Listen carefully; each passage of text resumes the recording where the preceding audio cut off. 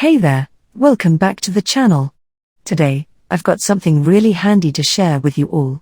How to transfer large files online. I've got the perfect solution for you. So, picture this, you've got a massive file, say around 10 gigabytes or even 100 gigabytes, that you need to send to a friend.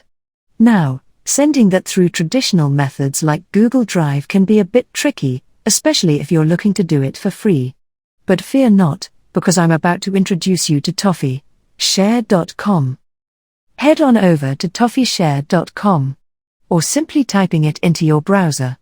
Once you're there, you'll be greeted with a clean and simple interface. Today, I'm demonstrating how to share an 5 GB file with a friend.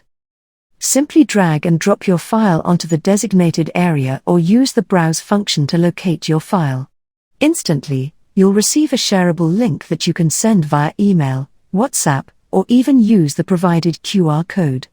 Your friend can then click on the link and start downloading the file directly from your device.